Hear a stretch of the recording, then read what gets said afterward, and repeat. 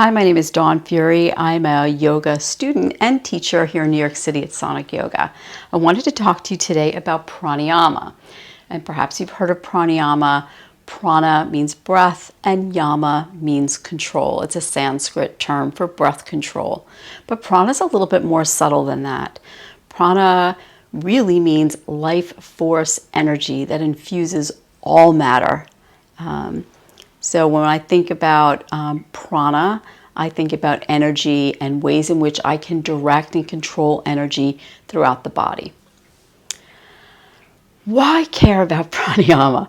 Care about pranayama because we take about 22,000 breaths subconsciously every day. Thankfully, we don't have to think about it. It's done through the autonomic nervous system, the ANS. But we tend to breathe kind of shallow throughout the day. Using pranayama techniques, we can really work on the breath in ways that can do a number of very beneficial things profoundly. It can bring you more into the parasympathetic nervous system, that rest and digest. It can help calm and ground you. It can help embody you a little bit more, so bring sort of mind and body more closely aligned. There are also breath techniques that can help to energize you and sort of bring more energy into the body. So lots and lots of benefits. Benefits for digestion, for sleep, for focus and concentration. There are many, many techniques, but I'm going to talk about two today. One called dhirga pranayama. Dhirga pranayama means the long breath, the three-part breath. And we really want to practice this when we want to feel more grounded, more calm, more relaxed. We breathe in through the belly, we bring it up into the rib cage and up through the collarbones, shoulder blades, even the back of the neck, and then back down. And we do this in and out through the nose with even breath counts. You can start a little bit more shallow, like a 3 breath count in and out, even on both sides, and you can work your way up to be more expansive and to just build on your practice up to 4, 5, or even 6 breath counts in and down. I do dhirga breathing every time I step onto a mat before I'm doing a physical yoga asana practice. But you can do it when you are feeling scattered, or you have to have a difficult conversation with someone, or you feel your heart racing a little bit, maybe you feel a little bit anxious. I use dhirga breathing before I'm stepping into an important meeting, just to sort of calm and ground and embody my mind and body.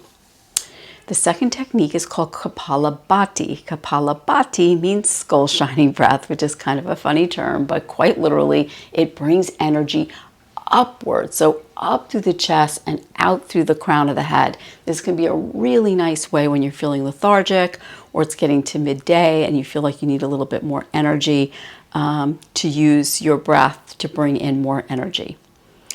Now, dhirga breathing, the long breath, the 3-part breath, is a very safe technique. You don't need any special equipment. You don't need any special clothes. I happen to have come from a yoga class, so I'm in my yoga clothes, but you can just be, as long as you're comfortable and you're in a seated position. You can be like me, sukhasana, on a meditation cushion, because I happen to have one here in my apartment. But you can also be in a chair, just have your feet firmly planted. You can also be lying down. The key to good breath work and technique is simply to be relaxed, but also to make sure that your spine is strong and long and straight. So you can do that lying down, on a seat, on a chair, back straight. I would have back support on the chair, not like a stool, or a cushion, blanket, or if you happen to have a yoga block, you can be seated on a yoga block as well. So the dhirga breath is, like I said, even breath counts in and out. You're going to take a nice long breath in and literally visualize the air and feel the air coming into your belly. Take a breath in. Let the belly expand. You can put your hand on your belly to make sure you're expanding through the belly. You're pushing air down into the lower lobes of the lungs, pushing down the diaphragm and pulling that air down. And then you're going to bring it up into the rib cage, up through the collarbones and back down from the way you came. Collarbones, intercostal muscles in between the ribs, back ribs, front ribs, and down to the belly. Pull the belly button in and back into the spine.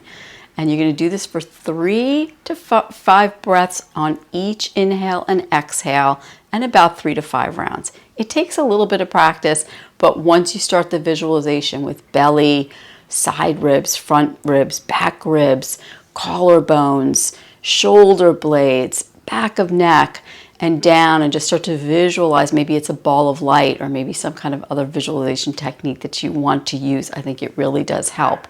Sometimes it even helps to like literally use your hands on the belly, on the ribs, come up through the shoulder blades and then back down as you're breathing in and out. That's dhirga, pranayama, or the 3-part breath. Okay, I'll do one demonstration for you now.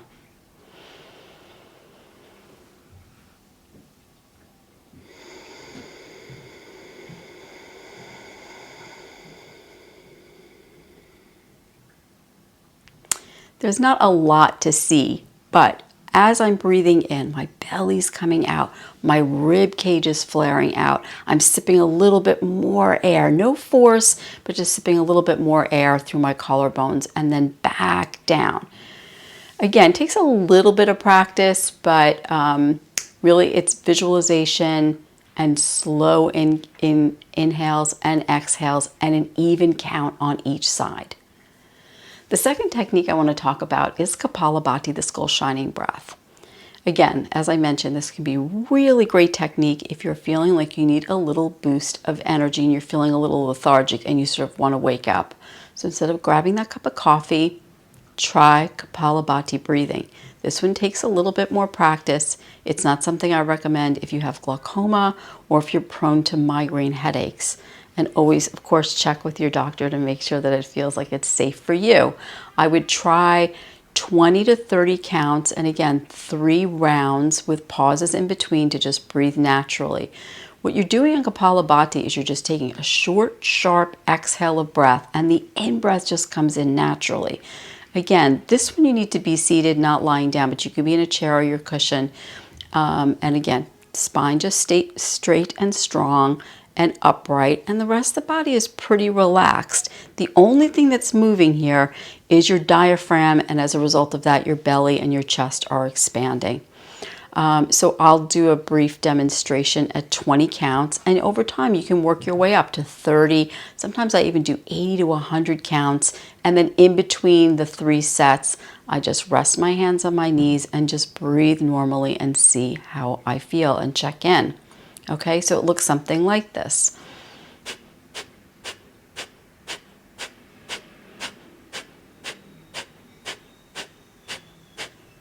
I do like to close my eyes when I'm doing kapalabhati, or really most pranayama, because it helps me to stay, connected into my body and not distracted.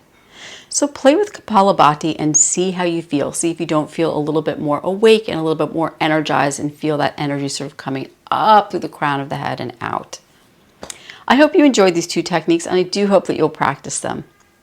You can find me on Instagram at Dawn_Fury, F-U-R-E-Y, and look forward to seeing you again soon. Thank you. Namaste.